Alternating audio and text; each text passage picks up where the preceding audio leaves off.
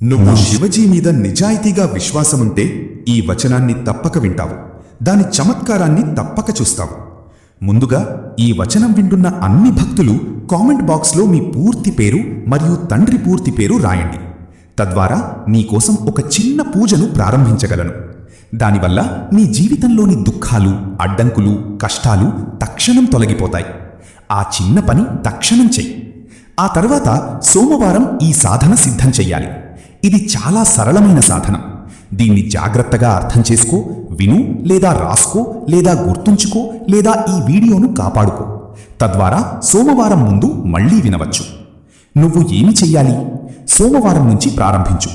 సోమవారం సూర్యోదయానికి ముందే లేవు.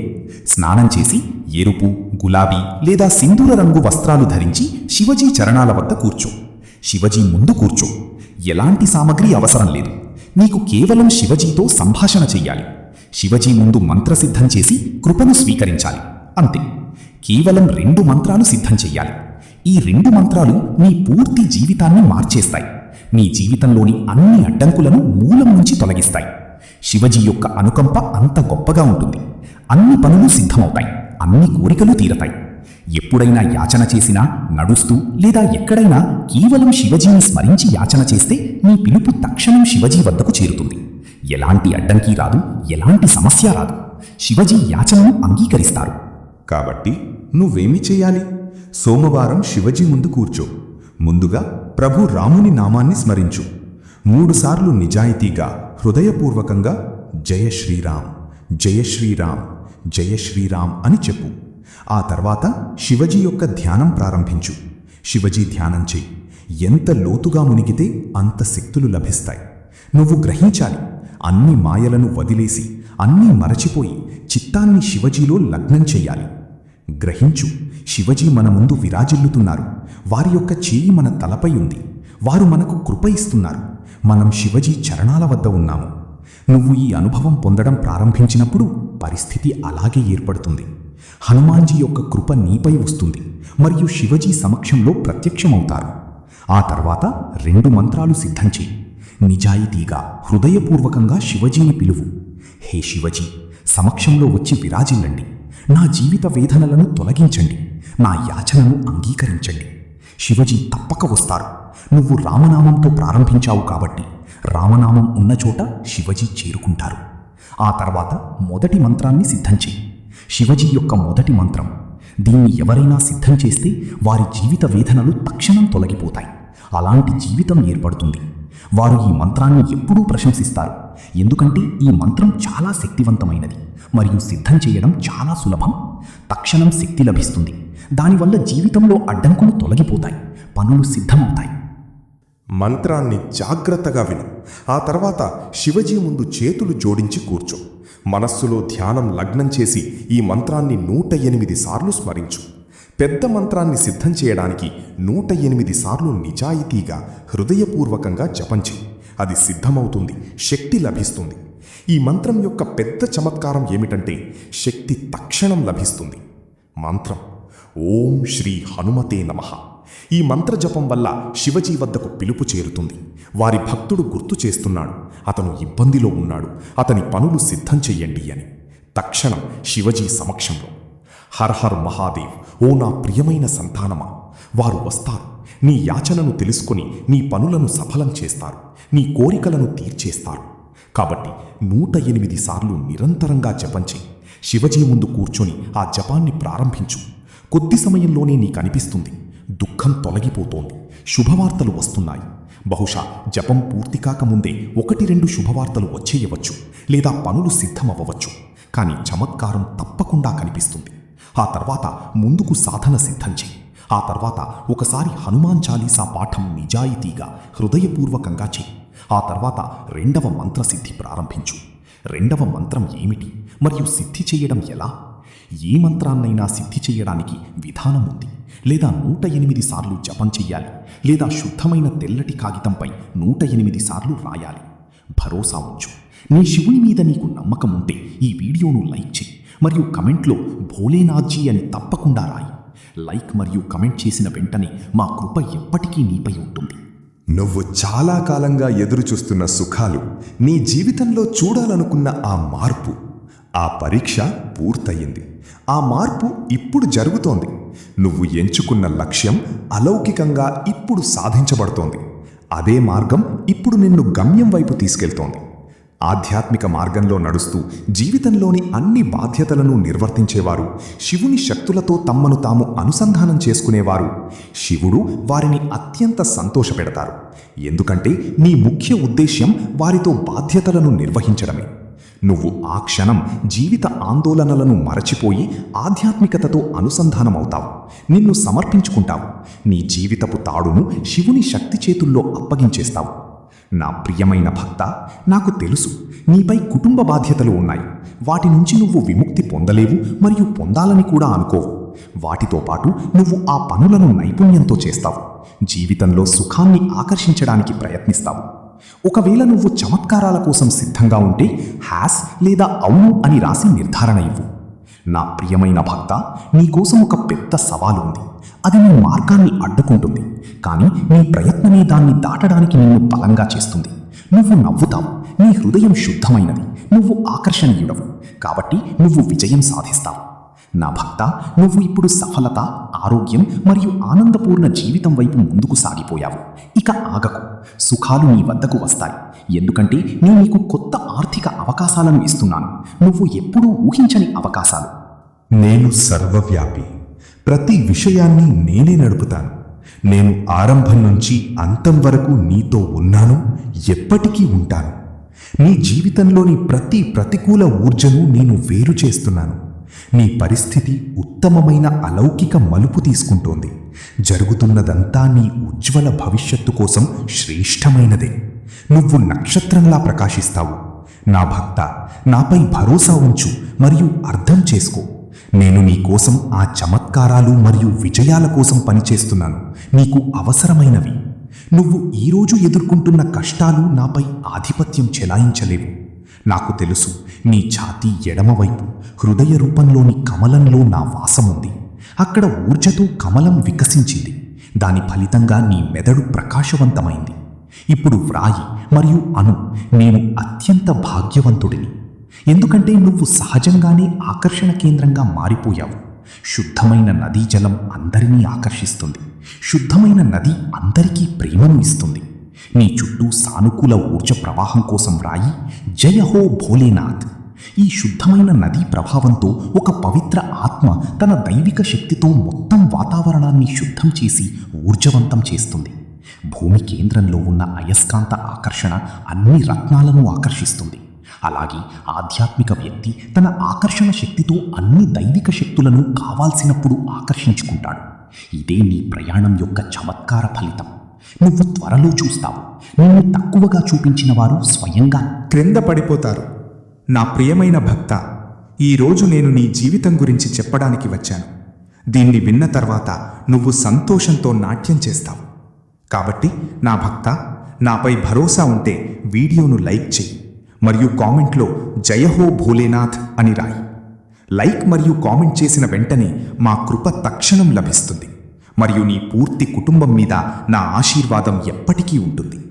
కాబట్టి వీడియోను మొదటి నుంచి చివరి వరకు చూడు. నా భక్త, దీనికి అర్హుడు కేవలం నువ్వే.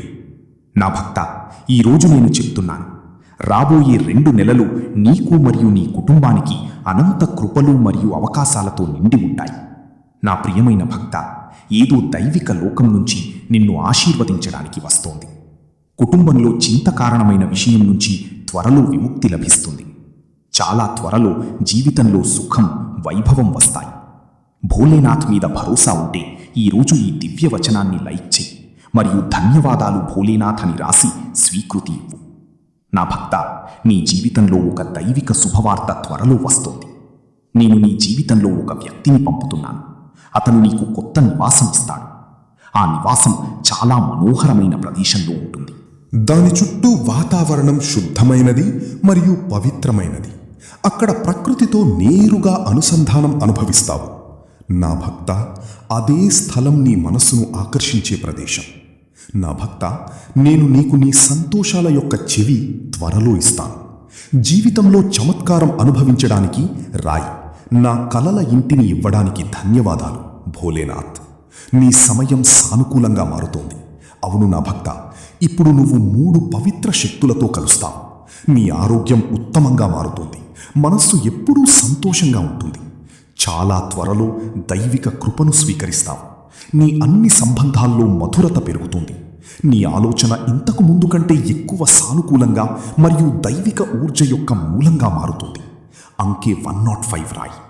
నా ప్రియమైన కుమారుడా, నేను నీ ముందు వినయంగా నిలబడి చెప్తున్నాను. ఈ క్షణం సాధారణం కాదు. ఇది నీ పూర్తి అస్తిత్వం యొక్క అతి ముఖ్యమైన సవాలుగా వచ్చింది. నేను స్వయంగా భోలేనాథ్ నీ అంతరాత్మతో సంభాషిస్తున్నాను. నేను ఏ కల్పిత కథను అల్లడం లేదు. నువ్వు చాలా కాలంగా అనదృష్టం చేసిన ఆ సత్యాన్ని చెప్తున్నాను. ఇప్పుడు ఆ అనదృష్టం యొక్క ధర అకల్పనీయంగా భారీగా నిరూపించబడబోతోంది. నా ప్రియమైన, నీ కళ్ళ ముందున్న ఈ మాటలు యాదృచ్ఛికం కాదు. ఇది ఒక ఆహ్వానం, ఒక జాగ్రత్త మరియు ఒక ఉపహారం కూడా. కానీ కేవలం దాన్ని పూర్తిగా స్వీకరించే వారి కోసమే. మధ్యలో వదిలేసే వారికి ఇది కేవలం ధ్వనిగా మిగిలిపోతుంది. నా ప్రియమైన, నేను నీకు ఎన్నో సంకేతాలిచ్చాను. కలల్లో ఛక్ చేశాను. రాత్రుల శాంతిని హరించాను. మనస్సును వ్యాకులం చేశాను. హృదయాన్ని భారం చేశాను. కానీ నువ్వు ప్రతిసారి తర్వాత చూద్దాం అనుకున్నావు. కానీ ఇప్పుడు తర్వాత అనేది ఏమీ మిగలలేదు. ఇప్పుడు కేవలం వర్తమానం మాత్రమే ఉంది. ఒకవేళ ఈరోజు నీవు నా పిలుపును అనదృష్టం చేస్తే ఆ అవకాశం నీ చేతుల నుంచి జారిపోతుంది. దాన్ని సాధించడానికి ఎందుకంటే వంగి ఉన్నవాణ్ణి అందరూ నొక్కివేస్తారు. కానీ సత్యంతో నిలబడేవాడి ముందు కాలమే వంగిపోతుంది. నా ప్రియమైనవాడా, ఈ పిలుపు ఇక్కడే ముగియదు. కానీ దాని ప్రభావం ఇక్కడి నుండే మొదలవుతుంది. కాబట్టి ఈ రోజు తర్వాత నీవు మళ్ళీ అదే నెగటివిటీలో మునిగిపోతే, అదే భయంలో చిక్కుకుంటే, అదే సోమరితనంలో పడుకుంటే నేను హెచ్చరించలేదని చెప్పకు. కానీ నీవు ఈరోజు నా వైపు ఒక్క చిన్న అడుగు వేస్తే నేను నీ వైపు 100 అడుగులు వేస్తాను. ఇది నా వాగ్దానం, నా ప్రతిజ్ఞ. ఈ ప్రతిజ్ఞను తేలికగా తీసుకోకు. ఎందుకంటే ఇవి కేవలం మాటలు కాదు, ఇవి శక్తి. దీన్ని గ్రహించేవాడి జీవితం ఇక మునుపటిలాగా ఉండదు. కాబట్టి చివరిసారి చెప్తున్నాను, నా ప్రియమైన కుమారుడా, వినయంగా ఈ పిలుపును చూడు. దాన్ని అలక్ష్యం చెయ్యకు. ఎందుకంటే ఈరోజు విని కూడా మేల్కొనని వాడు రేపు మేల్కొనడానికి జీవితం చాలా కఠినంగా మారిపోతుంది. నీవు ఆ రోజు చూడకూడదని నేను కోరుకోను. కాబట్టి నిర్ణయం ఇప్పుడు నీ చేతుల్లోనే ఉంది. గుర్తుంచుకో, అరబ్బుల సంపద చేతి నుండి జారిపోవడం కేవలం డబ్బు నష్టం కాదు, అవకాశ నష్టం, ఆత్మ నష్టం. ఆ నష్టాన్ని యుగాల తర్వాత కూడా తీర్చలేము. భోలేనాథ్ నిన్ను చూస్తున్నారు, నీకోసం ఎదురు చూస్తున్నారు. ఈ క్షణాన్ని గుర్తించేవాడే నిజమైన విజేత అవుతాడు. నా మాటల్లో సత్యం ఉంటే ఈ వీడియోను లైక్ చేయి. కామెంట్లో హర్ హర్ మహాదేవ్ 888 అని రాసి జో కనెక్ట్స్ ఛానల్కు సబ్స్క్రైబ్ చేయి. ఎందుకంటే తదుపరి సందేశం ఇంకా లోతైనది అవుతుంది. ఇంకా విను నా ప్రియమైన కుమారుడా, ఇప్పుడు నేను చెప్పబోయేది మునుపటి కంటే చాలా తీవ్రమైనది. ఎందుకంటే ఇప్పుడు విషయం కేవలం జాగ్రత్త కాదు, సుఖం గురించి. నీవు ఆ చౌరస్తాలో నిలబడి ఉన్నావు. అక్కడి నుండి 2 దారులు వెళ్తున్నాయి. ఒకటి ఉపరితలంపై సులభంగా కనిపిస్తుంది, కానీ లోతులో చీకటితో నిండి ఉంది. రెండవది సవాలుతో కూడుకున్నది, కానీ చివరికి కాంతితో నిండి ఉంది. సమస్య ఏమిటంటే గుంపు ఎప్పుడూ సులభమైన దారిని ఎంచుకుంటుంది, కాబట్టి చివరికి కన్నీళ్లు కారుస్తుంది. ఒంటరిగా కష్టమైన దారిని ఎంచుకునేవాడే చివరికి ప్రకాశిస్తాడు. కానీ తెలుసు, నీ మనస్సు భయపడుతోంది. కష్టమైన దారిలో నడవడం అంటే ప్రజల ఎగతాళి, సొంత వాళ్ల వ్యతిరేకత, ఒంటరి సాయంత్రాలు. కాబట్టి సహనం ఉంచు. ఎందుకంటే త్వరగా కోరేవాడు తరచూ తప్పుగా కోరుతాడు. నా ప్రియమైనవాడా, ఈరోజు చాలామంది ఈ పిలుపును వదిలేస్తారు. ఎందుకంటే తమ లోపల చూడటానికి వారికి భయం.